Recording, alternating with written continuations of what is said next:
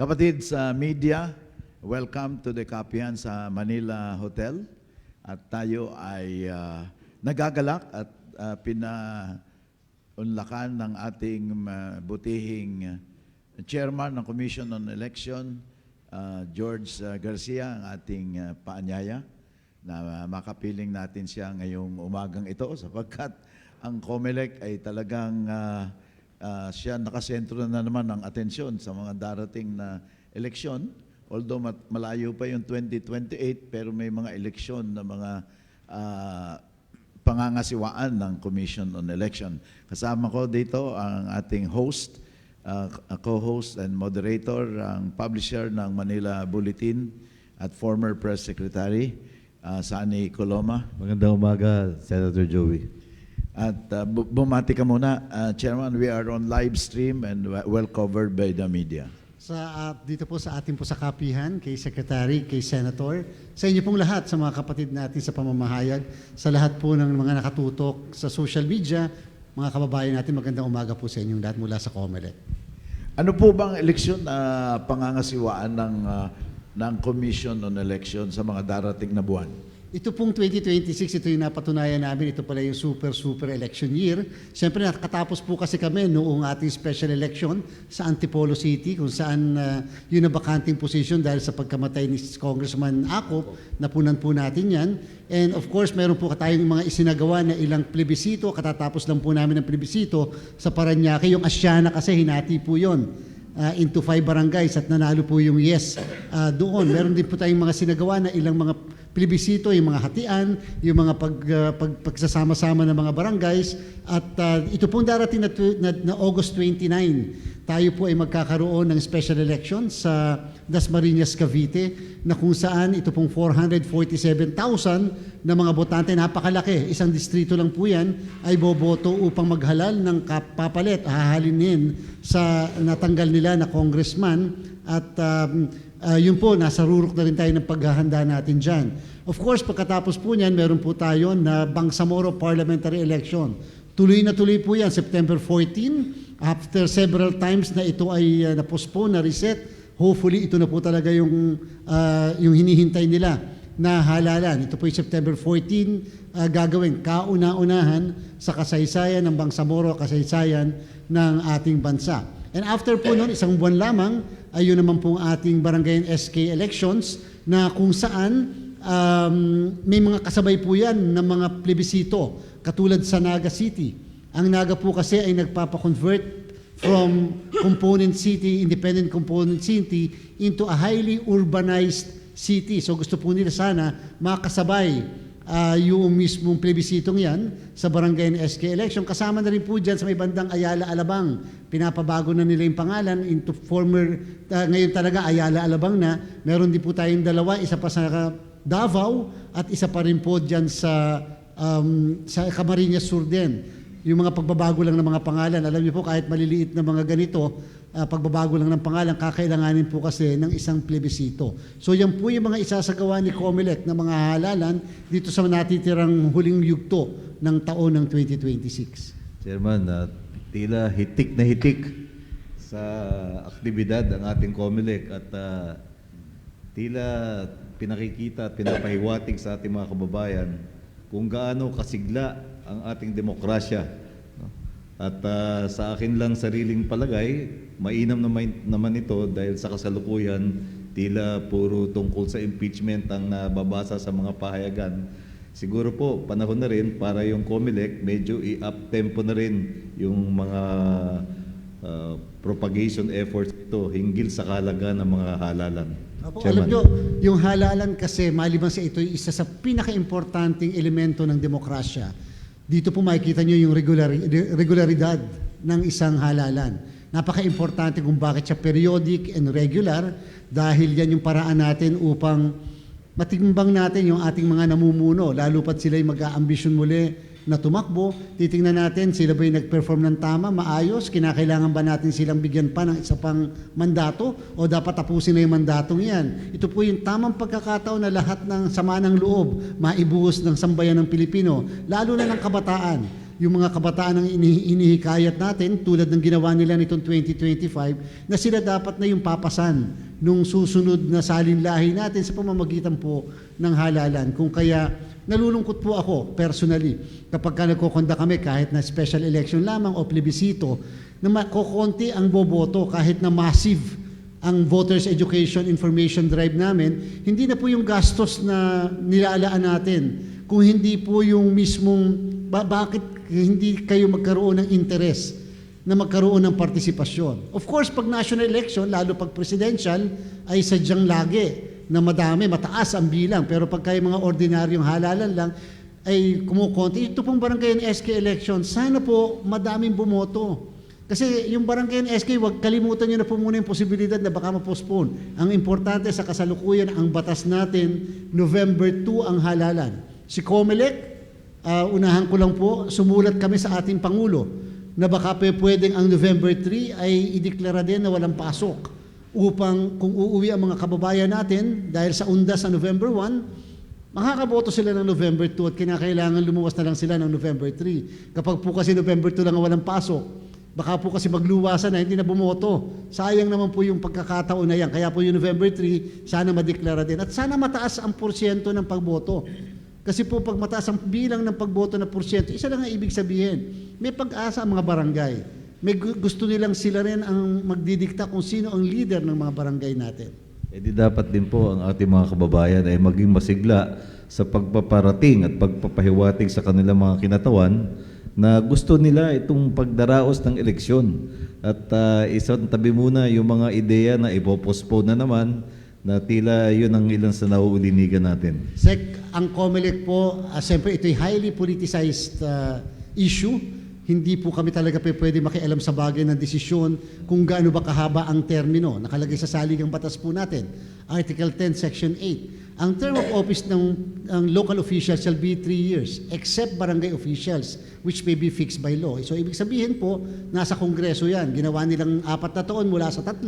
May proposal po sa Senado ngayon, 4 na taon, gagawing 5 taon.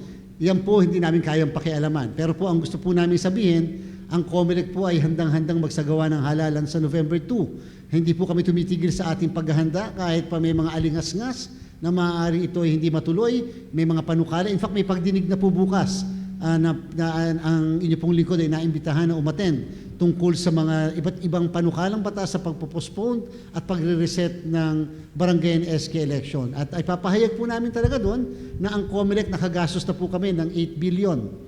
19 billion po more or less ang ating budget sa barangay and SK elections at may natitira na lang po kaming 11 billion. Yung 9 billion dyan pang honoraria ng mga guro, 1 billion parang pang training ng 1 milyon na guro sa buong Pilipinas at yung 1 billion ay pang deployment at mobilization expenses naman ng ating para sa election. So yung 8 billion kahit paano meron pong masasayang talaga doon kung sakaling hindi tayo matutuloy sa halalan sa November 2. Gaano po kasigla ang ating mga kabataan? Naalala ko nung 2025 midterm election, kapansin-pansin na talagang napakasigla ng ating kabataan at ito ay nagbunsod ng mga pagbabago sa mga hanay ng mga hinalal. No? Naaninag din po ba ng COMELEC na ito ay maaring maging patuloy ng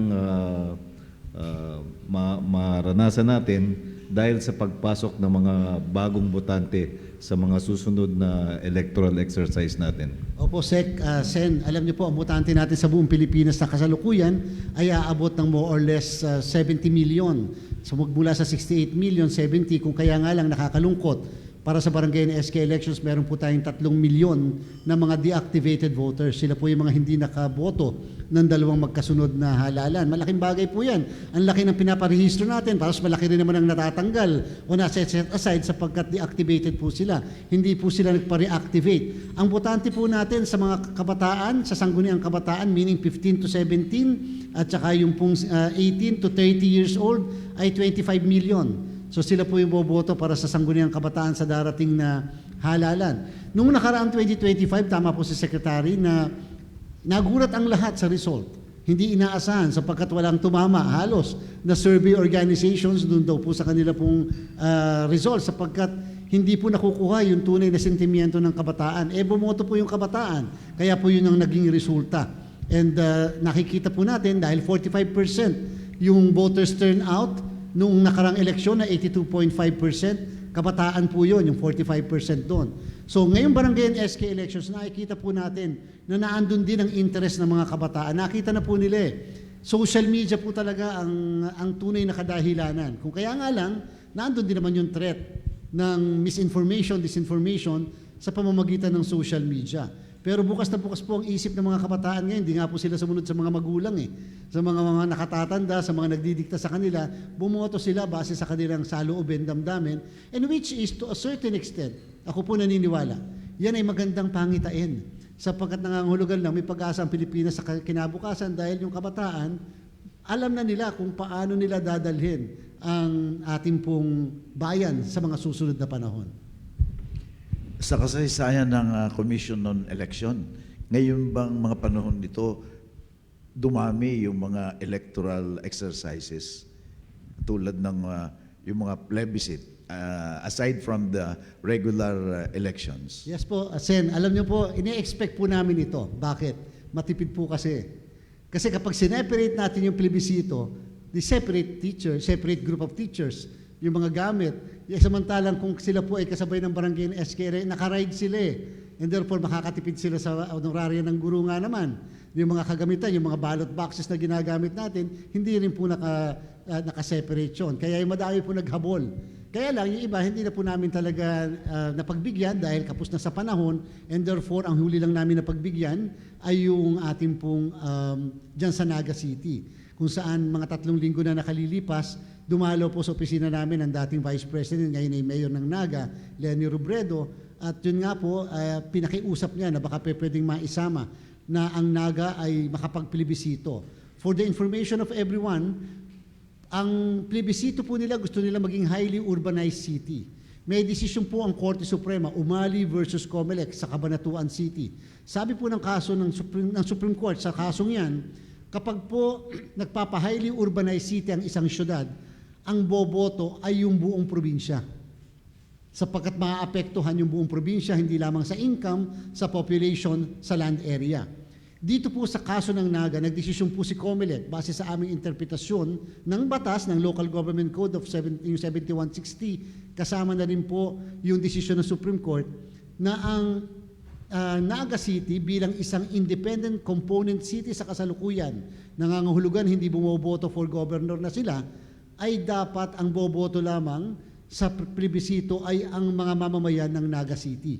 Hindi po kasama ang buong probinsya ng Camarines Sur. So yun po, tama po kayo, madaming humabol, kaya po namin sinabing super election year talaga ang 2026. Alam mo, Sani, gusto ko lang sabihin na sa ilalim ng pangangasiwa ni Chairman George Garcia sa Commission on Election, ay lalong tumaas ang pagtingin ng mamamayang Pilipino sa kahusayan ng Commission on Election sa pangangasiwa sa mga eleksyon natin. At I think this is due to the fact that ang head ng Commission on Election ay talagang bantog na election lawyer. Alam niya talaga yung mga pasikot-sikot sa mga eleksyon. Dagdag pa dyan, ay naging dean ng pamantasan ng lungsod ng Maynila, Dean of the College of Law and of the Law Center. Kaya under ako sa kanya nung ako'y nagtuturo. Hanggang ngayon ako na may nagtuturo sa pamantasan ng lungsod ng Maynila. Hindi ko nabanggit kasi yung sa introduction interested. Tinumbok ko kaagad yung mga pag-uusapan natin. Hindi ko na nasabi yung background ng ating chairman ng Commission on Election. Multi-awarded ang COMELEC, mga international observers talagang binibigyan ng papuri ang Commission on Election. Ngayon, ang BARM, wala nang postponement yan, yung BARM election. The first parliamentary elections sa BARM? Wala na. Tuloy-tuloy na ba yan? Sana po. Alam niyo po may 4 na petitions na naka-file sa Korte Suprema. Kine-question yung tinatawag na redistricting nila dahil daw po sa tinatawag na gerrymandering. Meron po nagke-question din tungkol sa budget ng Bangsamoro, etc. So sa kasalukuyan po ang Korte Suprema naman, walang ini-issue na restraining order, injunction o kahit na isang desisyon laban sa Bangsamoro o para po pahintuin ang halala natin. Yan na lang po kasi pwedeng magpahinto sa eleksyon. Yung batas po, walang panukalang batas sa Kongreso sa mababang kapulungan o sa Senado para po i-reset ang Bangsamoro parliamentary election. At alam niyo po, nakakatuwa. Ito po mapagmamalaki natin. Hindi niyo po napapansin, wala halos balita sa Bangsamoro. Lalo na, ngayon po, kampanyahan eh. Simula na po ng kampanya, 2 linggo na po ang nakalilipas pero wala po kayo nadidinig na election-related violence. Bumababa ang bilang ng mga tinatawag na areas of concern. Ngayon po, 27 na lamang ang red category areas and therefore, ibig sabihin, nagiging green na sila o nagiging orange. Ang ibig sabihin ng red category areas, sila yung may kasaysayan na lagi may kaguluhan pag mag-e-eleksyon. Hindi nangangahulugan na may recent na kaguluhan kung kaya sila naging red category area. So yun po bumababa at wala po tayo isamang bayan sa 105 municipalities and 2 cities sa Bangsamoro na planong ilagay under COMELEC control. Nung nag-filing po SECSEN nung candidacy, alam niyo po, wala kahit isang putok, wala kahit isang violence na naitala. At nung unang araw na nagpatupad tayo ng ating pong gun ban, wala pong nakumpiska sa lahat ng 165 na checkpoints sa buong Bangsamoro na armas o may daladalang deadly weapon. Ibig sabihin, so far sumusunod po yung mga kababayan natin. Hindi maikakaila, may mga tinatawag na petty crimes o simple crimes. Yun po ay mga hindi election-related violence. Meron din po dyan intra-party dispute. May mga nag-aaway sa isang partido na grupo. Pero hindi po nakaka-apekto yon sa mga ibang grupo naman. At the same time, nadadaan lang sa rally-rally. Nagparally yung isa ng una, padamihan ng susunod, another rally. So yun lang naman po sa amin. That's part of our constitutional right of the freedom of assembly. And therefore, tamang pabayaan lang po yan at okay lamang. Ngayong araw na to, gusto ko lang i-announce, ongoing po ang pagtatanggal ng lahat ng mga illegal campaign material sa buong Bangsamoro.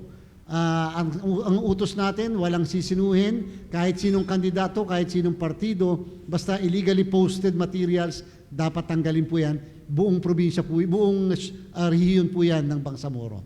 If this situation continues, masasabi ba natin, and hopefully walang violence na mangyari before or during the election, masasabi natin that this will be the most peaceful election in that region of the country? Sana po, and it will also be the most watched and observed election in the region. Halos lahat na po ng observers na andun ngayon sa Bangsamoro. Lalo na po yung international community, ang mga diplomatic community will be sending their own representatives. Nag-confirm na po sa akin ng EU, Japan, even the United States, Australia, Canada, and name the country, especially the Middle East, nandun na po sila para magmatsyag sa ating halalan. Alam niyo po, napaka-importante itong halalan na ito maliban sa ito ay para sa mga kababayan nating Moro, sapagkat alam niyo po, yung mga ibang developmental programs na gustong ipabigay ng mga iba't ibang bansa ay naghihintay lang na mangyari ang halalan. And therefore, pag nakita nilang peaceful ang transition, at the same time, nagkaroon ng peaceful na election, acceptable and credible and honest, and therefore, babaha po ng proyekto at programa sa Bangsamoro. At napakahirap naman po talaga na ngayon, naka-ad interim lang sila eh. Iba-iba kapag namamahala ka na ikaw ay regularly elected na opisyal ng Bangsamoro. Kaya naunawaan din natin ang kanila pong nararamdaman. Again, sa Bangsamoro po, 80 miyembro ng parlamento. Hindi po sila katulad sa atin na presidential setup. We have a system doon na iba dahil parliamentary setup sila. Ang namamahala sa kanila ay ang chief minister na ine-elect ng 80 miyembro ng parlamento. Sa 80 miyembro po ng parlamento, 40 dyan ay mula sa political parties. Kung sino yung political party na makakuha ng 2.5% of the votes cast for the political party ay kung isa lang ang nakakuha kanya lahat ang 40. Kung dalawa sila na nakakuha ng 2.5, hati sila sa 40. Kung tatlo ang nakakuha, divided by 3 yung 40, depende sa proportional representation. So kita nyo po, meron po silang tinatawag din na sectoral organization. Yung sectoral po nila parang party list sa atin. Pero first time po, mas nauna pa sa atin sa national. Ang party list po nila doon, naka-classify into women, into youth, into settler communities, ulama, traditional leaders. Ibig sabihin po, kung ako ay isang organisasyon kabilang sa kababaihan, doon po ako kabilang sa sektor na yon. Alam na alam therefore ng botante kung sinong iboboto niya sa sektor ng kababaihan, ng mga kabataan. At ang boto po ng isang botante doon, 1:6 sa sectoral organization. Ganong may 6 na sectoral, 6 po ang boto niya doon. O depende po sa kung ilan yung kinire-require na bilang. So, mas nauna pa sa atin. Sa party list natin, 155 ang lahat ng mga organizations, political parties, hindi natin alam kung anong kinabibilangan nila kasi hindi naman naka-classify. So, ibig sabihin, pag ang binoto mo ganito, baka naman akala mo kabataan, hindi pala kabataan yun. So, yun po ang ibig sabihin natin. First time din po sa Bangsamoro, ang kanila pong balota, nakaprint ang logo ng mga political parties, colored, nakaprint ang mga pictures ng mga kandidato, colored din, so that kung hindi matandaan yung pangalan, at least sa itsura man lang sa mukha, makikita ang mukha po. At the same time, sa kanila po, for every 3 nominees, dapat babae. Therefore, 40% dapat ng nominees doon sa kanila ay miyembro ng kababaihan. At pag hindi po sila sumunod, ay yun po ay magiging ground ng cancellation ng accreditation. At the same time po, meron din po silang anti-political dynasty. Nauna pa sa ating bansa. At yung po, kasalukuyan namin pinapatupad at nagdi-disqualify kami o magdi-disqualify kami ng kandidato kung sila ay related within the 4th degree doon sa mismong, within the 2nd degree doon sa mismong mga kandidato rin. Doon po sa hanay ng mga nagdeklara at nagpalista bilang mga kandidato, ilang porsyento po ang nasa hanay ng kabataan? Masasabi po ba natin na meron ng papasok na bagong henerasyon ng mga leader sa Bangsamoro? Opo, at sa akin pong palagay, 30 to 35% doon ay mga kabataan, yung mga nominee po nila ay mga kabataan. Hindi po natin maiaalis din. Alam niyo po kasi sa Bangsamoro, we also have to understand yung kultura. Sapagkat sa kultura nila, iba ang pagtingin sa mga elder, yung mga bapa, yung mga uncle, yung mga auntie. Iba yung pagtingin. And therefore, kinikilala natin na talagang pag nakita nyo talaga yung listahan, halos first 10 ay yung mga elderly, yung mga nakatatanda, sapagkat ganun po yung pagkilala. At tayo, mas taas ang respeto natin sa bagay na yun.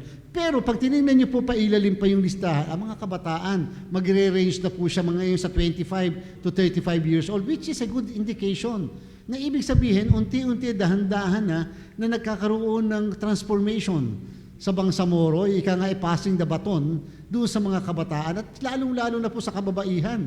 Saan ka naman po nakakitang for every 4 or 3 na nominees ay merong kababaihan, mandatory po yan. Hindi po yan directory lang. Mandatory sa lahat ng partido politikal.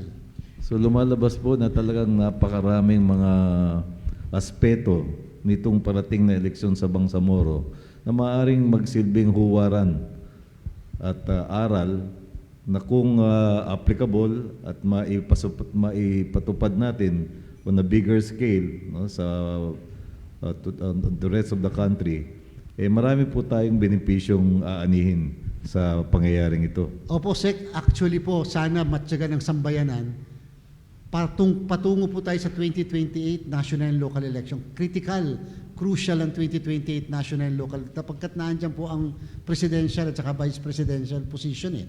And kung ano po yung mangyayari sa Bangsamoro, pwede po natin gayahin. Nangyari sa Bangsamoro eh. Naging successful eh. Naging maayos ang pagpili nila. Naging, isipin niyo po, nagkaroon po kami ng pilot test ng pagboto sa Maguindanao at Tawi-Tawi. Tuwan-tuwa po yung mga kababayan natin na bumoto sapagkat kita nila yung pictures. Sa totoo lang, yung pictures ang una nilang tinitingnan kasi minsan po nakakaligtaan nila itong pangalan ng butante, ng kandidato. Eh. Pero pag may picture, maganda po dahil nadadagdagan yung kanila pong excitement sa pagboto. Minsan po kasi kinakailangan maging innovative din tayo eh. Sa pagboto, kinakailangan hindi tayo lagi nakafix lang sa kung ano yung traditional and conservative. Pero may warning po ako. Ito po ay patuloy at paulit-ulit kong sinasabi. Nagmo-modernize po tayo ng halalan. Ini-improve natin ang eleksyon sa pamamagitan ng mga bagong teknolohiya. But we should be very careful. Modernization should never result to disenfranchisement. If we are going to exclude o mag-i-exclude po tayo ng ilan nating kababayan dahil hindi nila kayang abutin yung kaalaman sa makabagong teknolohiya, that is a failure. And that should not and cannot happen. Modernization should always result to an increase in voters' participation, in non-disenfranchisement of voters. Pero kung mangyayari po yung matatakot yung iba dahil sila ay nakatatanda, medyo ayaw nilang gumamit ng makabagong teknolohiya, o kaya naman sila ay sasabihin nila, wala kasi kaming kaalaman dyan, then the COMELEC is a failure. Yun po yung gusto. And that is a challenge to each and everyone. We have to modernize because that is the call of the day, but we should never exclude anyone. Sa voters education, Chairman, hindi lamang yung mga aspeto ng parliamentary system ang ipinapaliwanag. Hindi lang aspeto ng party list system din, meron din party list doon. Pero nai-communicate pa yung message in this voters education on how to choose the best candidates for the position that they are aspiring for. Because ultimately, sa sistema ng demokrasya, ang pinakamahalaga ay yung makapili ang mga botante ng tao who can really turn around a region or the country for that matter from a low position to a high position of progress, equality, justice. Yun ba'y na-emphasize sa voters education? Tama po kayo. Ang susi lagi sa kahit na anong programa, aktibidad, voters education o yung pag-disseminate ng information, lagi po yan, critical yan. Alam na alam po ni Secretary Sani po yan. Kung kaya nga lang po, napakalimitado ng pwedeng gawin ni COMELEC sapagkat hindi kami pwede magdikta, ito ang tingnan nyo, panigan nyo to, ito ang isa puso nyo, o siya ang iboto nyo. Bawal na bawal po siyempre kay COMELEC. Kung kaya dyan po ba pasok ang miyembro ng media, critical ang civil society, yung po mga stakeholders, kasi po sila ang pwede magsabi at maggabay, ito ang tingnan yung criteria at ito ang panuntunan natin sa pagboto. Hindi po kasi kami pwede maglagay ng ganon. Hindi po ba parang ang dating dyan, hindi na po impartial ang Commission on Election. Kung kaya, kami po igagabay namin yung mga panuntunan sa pagboto, paano sila boboto, yung dapat alas 5 pa lang ng umaga, yung nakatatanda, hanggang alas 7, meron silang opsyon na makaboto. Nang hindi po sasabay sa karamihan. Option lang naman po yan. So yung pong paggabay at pagsisiguradong makakaboto sila. Pero po yung voters education talaga na binabanggit ni Senator na napaka-crucial. Sana po tulungan kami ng ibang grupo. Katulad ng NAMFREL, ng PPCRB, ng LENTE, ng iba pang sektor at grupo. Sapagkat alam niyo po, dapat din tayong maging aware na papasok ang disinformation. Papasukin at papasukin yan ng ilang mga grupo na ang purpose lang ay guluhin at maghasik ng lagim. Tandaan niyo po, Bangsamoro po ito. And therefore, kakailanganin natin na ang mga kababayan natin ay mawala yung agam-agam na dati-rati kasi iba na yung bumoboto sa amin eh. Dati-rati iba yung nagse-shade. Dati-rati tinatakot lang kami. O kaya dati-rati binibigyan lang kami ng pera, okay na. Iba na ang bumoboto para sa amin. Dapat po mawala na yon. At mangyayari lang po yan kung tututukan natin lahat at magkakaroon tayo na mas malawakang voters education. Pero ready rin naman ang COMELEC na magsalita sa mga botante. At least vote wisely. Ay, opo. Yun naman ay neutral statement. Pero yung talagang didikdikin yung qualifications without naming certain candidates. Pero ito yung qualifications, yung mga gabay, yun ang mga ginagawa ng mga NGO. Gabay sa pagboto, hindi lang kung anong oras pupunta sa presinto, kung hindi, ano yung mga dapat tingnan ng mga botante na qualifications para pagbabago nga ang makamtan kung magkaroon ng bagong liderato. Opo, alam niyo po, isang buwan at kalahati na po kaming bumababa sa mismong iba't ibang barangays ng Bangsamoro. Pero maliban po doon sa binanggit ni Sen Joey na napaka-importante, ang nilalabanan po namin ngayon, yung abuse of state resources. Yung patungo sa tinatawag na vote buying, pero nakatago sa abuse of state resources. Hindi pa pwedeng gamitin ng pondo ng bayan, pondo ng mamamayan na parang pocket money lang nila. And kung nangangahulugan po sa panahong ito, bawal po silang basta magpatupad ng kahit na anong social services, public works, nang hindi dadaan kay COMELEC o may pahintulot si Commission on Elections. Sinasabi namin, kung magdi-distribute kayo ng AX, MAIP, AKAP o ano pa man pong assistance, walang presensya ng politiko. Sapagkat we will not hesitate to disqualify kahit sino pa sila. Tandaan nila, region lang naman ito. At kayang-kaya namin dahil nakatutok nga ang buong COMELEC dito. Number 2 po, yung pong katulad halimbawa ng AX, MAIF, yan po 10 days before the election, bawal na pong ipamigay yan. Maliban na lang sa burial assistance na hindi pwedeng ipagpaliban dahil namatay, at siyempre po yung emergency assistance talaga kapag kakalusugan ng pag-uusapan. Kapag po may kalamidad yan, exempted po yan. Wala po tayong magagawa dyan sapagkat kinikilala natin yung pangangailangan. Pero sana, yung mga kababayan natin, kayo mismo ang magre-report sa amin, kayo mismo po ang magre-reklamo, kahit po sa social media lang, kung may paggamit ng mga sasakyan ng munisipyo, paggamit ng sasakyan ng probinsya, o kaya naman po yung mga pamimigay ng bigas, dati-rati naman, hindi nagbibigay ng bigas, bigla na lang namigay ng bigas dahil mag-e-eleksyon. Pwede namang gawin after the election. Di ba? Pero may mga ganon, yung bigla na lang naglalaabasan ng mga suporta, yung mga ayuda, sa panahon na kritikal na namimili ang mga tao. Ayaw po natin ma-influensyahan sila dahil lang doon sa mga bagay na ganyan. So, yan po, sa kasalukuyan, wala pa kami natatanggap na report. So, mukha namang pong sumusunod doon sa ating mga banta na hindi kami magdadalawang isip na ipatupad yung batas natin dyan. Doon naman po sa aspeto ng contingency planning o disaster prevention and control. Ano po ba ang mga hakbang na hinahanda? No? Huwag sanang mangyari, magkaroon ng natural disasters dyan o sama ng panahon. Ano na po ang nailatag na contingency measures ng COMELEC? Maraming salamat po. Una po muna sa ating Omnibus Election Code Section 5. Ang COMELEC ay may kapangyarihang mag-postpone ng isang halalan. Yan po ay isang limitadong kapangyarihan ng COMELEC. Sapagkat ang Kongreso ay may kapangyarihan talaga mag-postpone ng isang halalan, pero si COMELEC ay binigyan ng isang delegated authority na pwede kami mag-postpone basta merong pong tinatawag na violence, terrorism, force majeure, at saka yung loss or destruction of election paraphernalia and other similar circumstances. So kung halimbawa po, katulad halimbawa dati sa may bandang yung pagputok halimbawa ng bulkan, ayan, dapat may contingency kami doon. May mga nilipat po kami, niligas kami ng mga paaralan.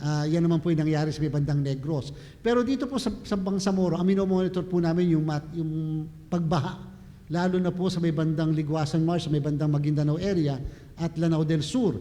Dahil po talagang kakaiba ang baha sa kanila ngayon, umaabot po ng lampas tao na eh. So, ngayon po tinitingnan natin kung sakali bang ang problem po natin, ang September, ito nga po, August, September, October, hanggang November, tag-ulan. In fact, yan po yung bagyuhan natin eh.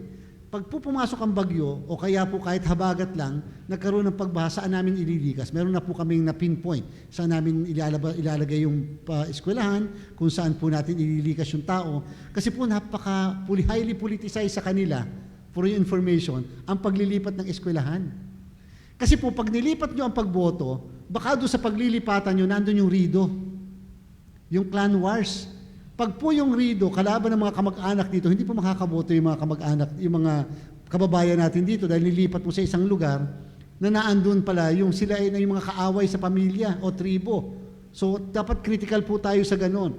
Hanggat maaari, walang paglipat ng mga paaralan kung saan sila boboto. Noong 2025 elections po, may 2 lugar kami. Sinunog ang paaralan. Very obvious. Ilang araw na lang bago mag-election, magsusunog ka ng paaralan. So, ibig sabihin, gustong ipalipat yung pagboto ng mga kababayan natin. Siguro, yung boboto doon, talo yung mismong kandidato doon. 2 lugar po yan, sa Maguindanao at saka sa Lanao del Sur. Alam niyo ginawa namin? Pinanindigan namin kung saan sila nanunog, doon pa rin kami nag-hold ng eleksyon. Nagtayo kami ng makeshift. Kasi masasanay silang magsusunog ng mga paaralan eh. Hindi po ba? So ang sa amin, sige, sunugin nyo na sunugin, diyan kami mag-hold ng eleksyon. Basta man-made calamity, man-made na gano'n, hindi po tayo mag-aatubili na gawin yung karapatan, yung kapangyarihan natin na doon pa rin ang halalan. Pero pagka po natural calamity na, diyan po papasok yung plan B, plan C namin, which is either to transfer. Nung po nagkaroon bilang panghuli po, nagkaroon tayo ng Marawi Siege. Di po ba yung mga kababayan natin doon sa ground zero, napakadami po nila. At yung mga apektadong lugar sa tabi, nilagay po namin sila sa labas ng mismong Marawi at doon po namin sila pinaboto, naglagay po kami ng satellite polling centers or precincts para lang makaboto ang mga kababayan natin.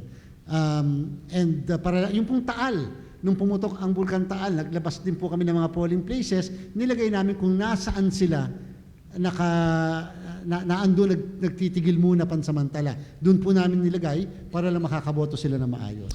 Automated election pa rin. Ang Bangsamoro po. Fully automated. Yes po. Dito sa barangay. Barangay SK. po, manual lang po sapagkat ang pagboto, ang pagbilang, ang pagproklama ay mangyayari sa paaralan kung saan po nagkaroon ng botohan dahil wala pong transmission ng results. Sa katotohanan po, may nag-inganyo sa amin, nasabi sa amin, baka pwedeng dito sa NCR, buong NCR man lang, ay mag-automated tayo ng election. Napakaganda po nun. Alam niyo po kung bakit?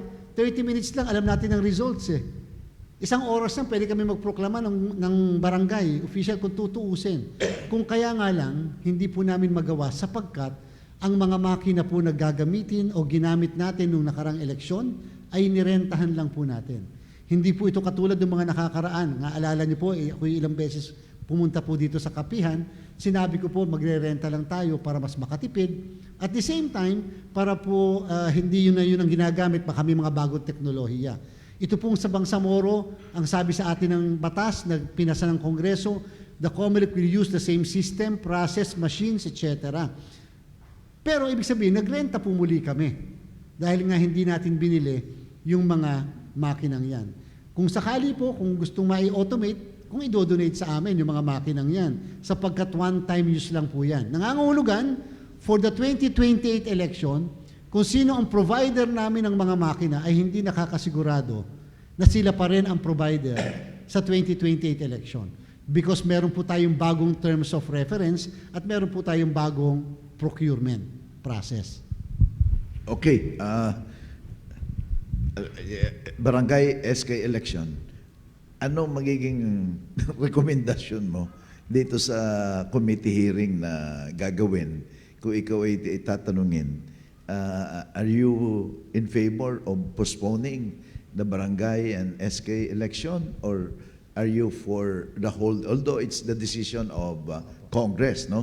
But from the one implementing the election law and conducting the election, what will be your position, Chairman? Opo, although masyadong presumptuous at saka ipe-preempt ko yung hearing bukas, pero ito po ang sasabihin ng inyong lingkod. Number one, handang-handa si COMELEC. 95% na po kami prepared para sa barangay and SK elections. Nakagastos na po kami ng 8 billion, nandiyan na po yung lahat ng mga kagamitan, may mga ilang masasayang po dyan. Yung ballpen pwedeng matuyo in 1 year, yung indelible ink pwedeng matuyo in 1 year, yung balotang na print pwedeng gamitin sa susunod kung yan naman ay ipopostpone. Pero meron na po tayo nagastos, nakapag-overtime na po kami ng matagal-tagal na, and therefore hindi na po natin mababalik yung nagastos doon sa overtime na yan. Yung mga pinapaskil na listahan sa labas ng presinto, yung listahan sa loob ng presinto, ay baliwala na po lahat yung pag na-postpone. Bakit? Sapagkat magdadagdag tayo ng botante. Kung hindi matutuloy ang November 2 barangay and SK elections, magre-resume kaagad kami ng September na ito ng ating registration of voters. Natatagal po ito hanggang next year para naman sa national local election ng 2028. Therefore, asahan nyo na ba dadagdagan ang bilang ng botante? Pag nadagdagan ang bilang ng botante, dadagdag ang bilang ng presinto, dadagdag ang bilang ng mga guro, dadagdag ang bilang ng mga election paraphernalia, may dagdag na gastos po. Hindi po bababa ng 3 bilyon ang gastos natin sa election. Therefore, nung mag-reset po tayo nung huli, ang nagdagdag po sa amin ay 7.46 billion pesos. Nangangahulugan, malamang-lamang, ganun po ang kakailanganin naming dagdag na gastos kung sakali marireset ang barangay and SK election. At pinaka-critical, pinaka-importante, kung magre-reset po, wag naman po sanang lalampas. Hindi ko sinasabing dapat mag-reset, pero wag naman po sanang ilalampas ng Mayo ng 2027. Sapagkat pagdating na po ng Hunyo, yun po talaga ay critical sa part ni COMELEC para sa 2028 elections. Naandyan na po ang lahat ng procurement, naandyan na po lahat ng paghahanda na gagawin namin para sa napaka-importanting 2028 national and local elections. Kung ma-postpone man, pang ilang beses nang mapopostpone itong barangay at saka SK? Technically po, pangalawa ito, Pangalawa. sapagkat yung una na napospone nung una, 3 po yun eh. Tapos ito pangalawa, nag-election po tayo nung 2023. Kung kaya nga lang, nung mag-election na tayo dapat last year, ng December 1, naka-reset po ang barangay, ang SK, postpone po, para nga ngayon, dahil po sa ginawa nilang 4 years ang term of office. Mula 3 taon, ginawang 4 years, nangangahulugan po, yung postponement was just a consequence of the enhancement of the term. So ngayon po, mukhang ganun din naman ang approach. From 4 years, gagawin po nilang 5 years, yun po talaga, absolute discretion ng Congress. Nung pong huli, hindi po tiniaraw ng Supreme Court yung mismong batas na nagpapabago ng termino mula 3 taon papuntang 4. At yung mismong petisyon na kinwestiyon yung batas na yon ay dinismiss din po ng kataas-taasang hukuman sapagkat kinilala nga po nila na ito ay isang political question, not only Congress under the Constitution has the power to decide.